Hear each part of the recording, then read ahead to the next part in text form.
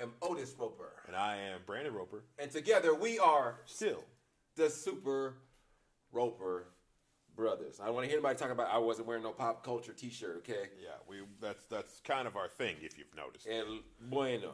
El cabito. If you guys don't know what that is. Yeah. It's too bad. All right. Today we're going to be reviewing a film that we saw not too long ago in the theaters called Devotion. The inspirational true story of Jesse Brown, the first black aviator. A naval aviator. And his friendship with his fellow commander, Tom Hudner. That's really the movie. I know that sounds like I'm giving you a bare bones synopsis, but that is literally the story of this film.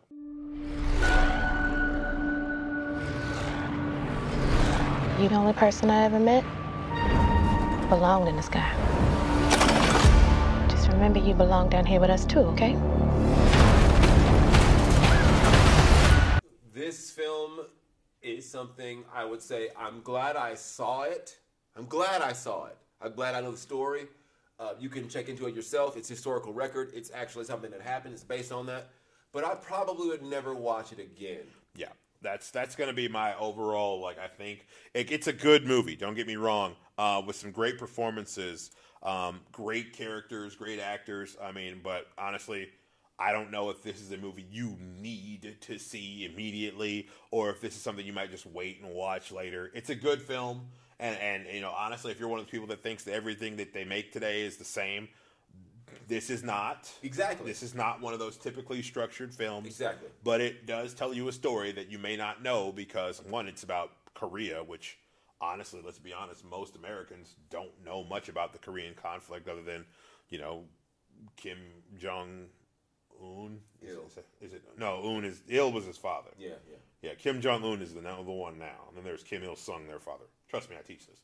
So, yeah, Kim Jong-un's, firing a missile every other week. That's about what people know about North Korea.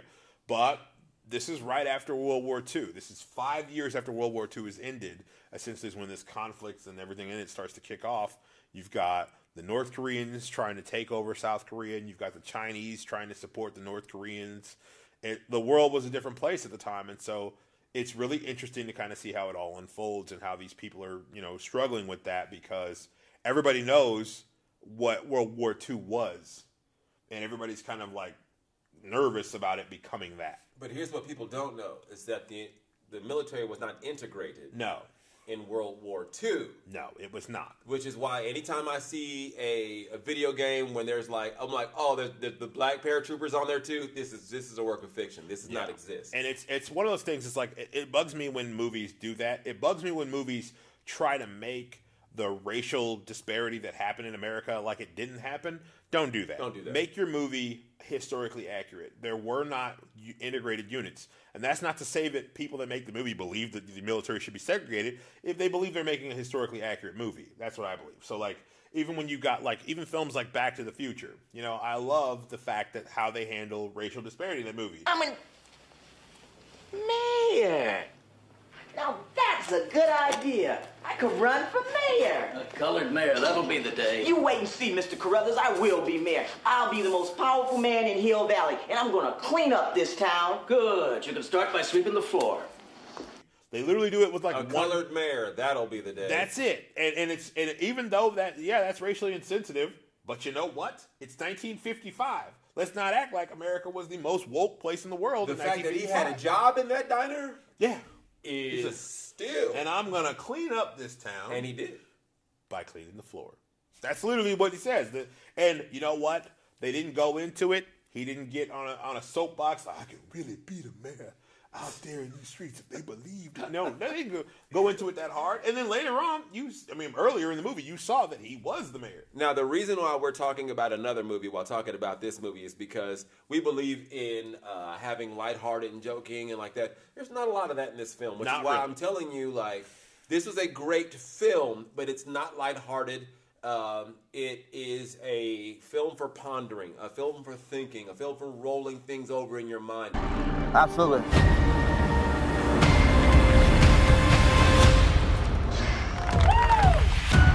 The whole world's looking different. Did you ever think that you'd be in a squadron with a colored aviator? Lieutenant Tom Hudner. Jesse Brown. It's good to meet you.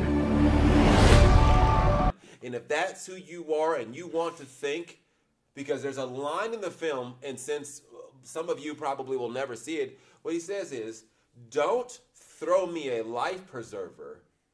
Get in the water with me. That right there is the best thing that I could ever say about anyone who's ever curious about race and race relations and all that. That's what this film is talking about there. If you don't got no skin in the game, you're never going to change anything. What do you want me to do? Just be my wingman.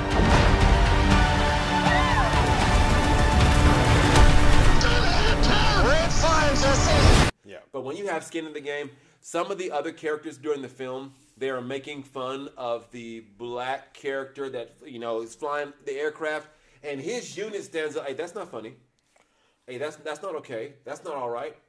Yeah. Like, that stuff right there said way more. They didn't have to come to blows. They didn't have to get ugly. They didn't have to set nothing on fire. None of that. Yeah. They were just like, no, you're not gonna do that to my buddy. That's my friend. That's my wingman. That meant a lot to me in this film. The relationship with his wife. Yeah, that was great. Christina Jackson plays Daisy Brown. Oh my goodness! All right, I didn't even think I went into the main characters. Jonathan Majors, who's the Jesse Brown, the main actor in this. First of all, he's been in a lot of stuff. If you looked at any of the new Marvel stuff, he's the one that's going to be Kang the Conqueror. Okay. He's a great actor. I mean, it's funny because we were seeing this movie and he was in the trailer for at least 2 other movies that he's going to be in coming up. He's going to be in Ant-Man. And, you know, I forgot what the other one was. But he's going to be in at least 3 other movies that we saw trailered in this movie. He's in the new Creed movie. Yep. He's in the new Creed movie as the whatever the bad guy's name in that is. So, yeah, it's Clubber really Lang's interesting. former roommate's cousin. Yeah. You've got Glen Powell, who's playing who's, you know, Hangman from Top Gun Maverick. And he plays the Tom Hudner, his partner, his wingman. And they're great. I like their interactions. I like him as a person. It's just a really interesting dynamic. Their chemistry is great together. Yes. And Glen Powell, shout out for playing a completely different character than Hangman, even while you're being a pilot in another movie. You know how hard that is to be? Like how hard it would be to be this guy that's different in this role right after you learn these things. That's a completely different aircraft, completely different lingo, completely different things. Completely different era. Different era, different feel, different hair color, different mannerisms. That's how you act. Yeah. That's great acting. Or like the aircraft at the time, the Hellcat. Oh, I didn't know the things about the Hellcat. Hellcat, they were flying the Corsair. The Corsair. Oh my God. Like, first of all, the Corsair has a nickname, during World War II. It was called the Widowmaker because that's kind of what it was known for. The aircraft had so much power and so much force that the propeller blades would cause torque on the aircraft. It would cause the entire aircraft to yank in the direction. So as you throttled up, the aircraft would have a tendency to yank over and bank over. So the problem is when you go too fast, too soon, and you're not ready for that to happen, your plane would just sometimes flip and crash. You're trying to land, you give too much fuel. You're trying to maneuver, you give too much fuel, too much throttle, and that's the game. Yeah, the movie. There's some interesting stuff in the movie with them going to a party where Jonathan Majors' character gets invited to a party on the beach randomly one day by Elizabeth Taylor. I mean, like young Elizabeth Taylor. So she's out there just being beautiful, doing the young Hollywood stuff, and they're just like, oh, she's like, oh, hey, why do I have furs on the beach? Who knows? It's just, it is what it is. Look, don't ask no questions. Don't ask. All right, so yeah. So she's there. There's a Jonas brother in this movie. I didn't even notice. He's one of the other pilots, but, I mean, he does a great job. Who are they? I mean, what year? Calm down, LB. What year? Yes, all right. Where's your Metamucil? No, seriously. No, seriously, though. There is a Jonas brother in the movie. I didn't notice because I just realized who they were, probably 2 years ago. My wife knows who they are because she's of the age. But, yeah, that's what I knew. And he did a great job. He did a great job in the movie. I had no idea. But in closing, about this film, if you... Wait, hold on. Are we doing spoilers? Spoilers. Yeah. Okay. This person is you're one Google click away from reading about this entire guy's life. Yeah. So either watch the movie and don't get the spoilers, because I want to keep it spoiler free, because not everything in the world has a happy bouquet ending. Yeah. And you need to know that about reality. Yes. Sorry for those kids watching at home who don't know this. Yeah. Some things don't always end up right in that time, but they end up working out better in the future because of a person's sacrifice. Yeah. Because of somebody's hardship. I couldn't be a musician now playing the harmonica and being married and all the things if Muddy Waters and Robert Johnson don't go what they go through, Buddy Guy doesn't go through, but he goes through Junior Wells, then I don't get to do what I do. Well, let's somebody think about, paved the way. Even from a military perspective, I mean, you know, Robert Gould Shaw had to lead the 54th up Fort Wagner in order to be able to get attention. In order to be able, not just that, just so they'd raise more black troops and actually use them for combat. To get attention to the cause. Without the 54th Massachusetts and losing about half their number at that charge, you don't get a Jesse Brown being able to fly his aircraft. So these are just natural transitions. And I know that sometimes, you know, movies have a tendency to be like, you know, sprinkle some black on it and call it a, you know, make it a woke movie. No, it was honestly a careful look, a very, I thought, thoughtful look at his character. Not very well lit. If I have any criticisms about the film like that, it's not very well lit. Some parts of this movie are very, very dark, and they should have been illuminated more. Yeah, especially with you got to be sensitive about that, Hollywood. When you got a darker skinned actor, don't put them up there to just be like look like they're a set of teeth and eyes in the background. Like, come on, man. You guys know how to light things. Let's do better about that. Like skin tone wise, we can light things to where, like, you know, I get it. Outside of a ship would be pretty dark at night, but let's not film a deeply emotional scene with one character behind a very dark lit background and it just looks like some teeth talking at the white guy there. I mean, let's just be real. We can be real. He ain't wrong, and that's what I'm trying to say is that I understand if you were going for the lighting conditions being exactly accurate as to a ship, okay, that's one thing. This is a movie. This is a film. This is for entertainment. And don't do that. Yes, if we can't see what's happening, then we won't know what's happening, and that becomes a problem. Also, action sequences way too far apart. Yeah. If you're going to make this a study into the person of this, then I need to care about that person more in-depthly, and you didn't, besides the relationship with the wife. Yeah, I cared more about him outside of the plane than I really did inside of the plane. That's one of the things about the movie. It's not inside of the plane, I was never worried about this character because it became abundantly clear that he really knew he was going on. There was one scene where he had like a bit of, like, because he's never landed a Corsair and you can't see it, you know, when you're landing it. There's one scene of that like being a difficulty, and then everything else was kind of just like, well, I've got it. Yep. Good. Yep. And so that it becomes a little weird when you don't see the drama that kind of leads up to the things. Or you don't see the growth. Yeah. But this wasn't a bad film. No. This is not a movie I'd be like, don't watch. Oh, you're wasting your money. Oh, I'd be like, if you're not into military history, maybe this one isn't for you to see in the theater. Maybe watch it later one day when you're just at home or something. Stream it. Or maybe just take our word for it and watch this video, and you could like, share, and what's the last one? Subscribe. Yeah, turn on the bell. If you like, share, and subscribe this video, then perhaps somebody else may go see that movie, or perhaps you just watch this one over again and get the synopsis. Yeah, Here's what I'll say, and everything what you said is true. Here's what I'll say.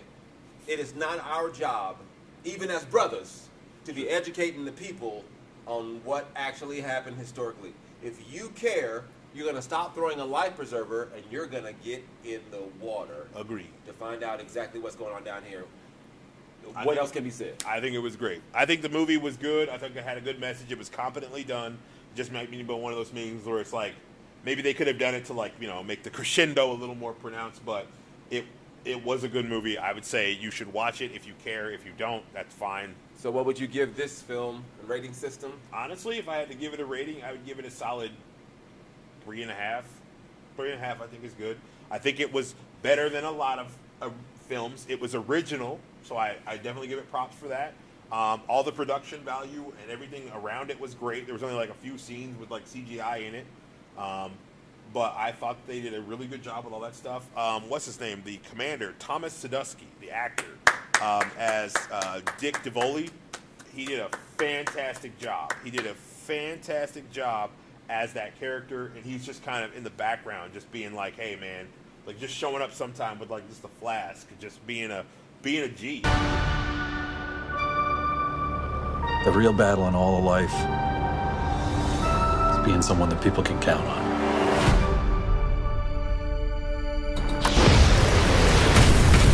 I don't even know what else to call him, because he does a great job keeping his unit together. There's a scene in the film where, you know, the commander, just his speaking, the way he cares for his pilots, nearly brought me to tears. Not because anything's wrong, but when you have a CO that cares about you and, you know, is checking on you and honestly doesn't care about your skin tone, but just cares about your ability and your strength of character, like that's the stuff that Dr. King would be talking about later on. Yes, that's the stuff that, like, I love. Like you said, like, I mean, even if you've got a boss that's like that, even if you got a boss that's just like, hey, what's going on with you? How's this going on in your life? You know, just a lot of times, just that little bit of concern, you know, that makes a difference. So I would give this film, for the message, I would give it a 4 stars. Yeah, agreed. For the film itself, I got to come back I got to climb back in the cockpit, people. Okay, it's me. I've got to give this movie 3. 3. I'm going to give this movie a solid 3. Not because it's bad. It's just because I'm probably never going to watch this again. Yeah. Now, unless they put me in the sequel, you know, unless I get in the sequel, Devotion 2, Electric Boogaloo. No, please don't make that film. Please don't make it. You know, Hollywood don't care. I mean, in the 80s, you could make a sequel to anything. How many police academies are there? Ooh, Citizens on Patrol. Mission to Moscow. Mission to Moscow. Amazing. All right. We've definitely squeezed all the blood out of this turnip. Well, I'm Brandon Roper. And I'm Otis Roper. And we are still the SuperRoperBros. Thanks for watching, everybody. Appreciate you. God bless. That was pretty good. It's good.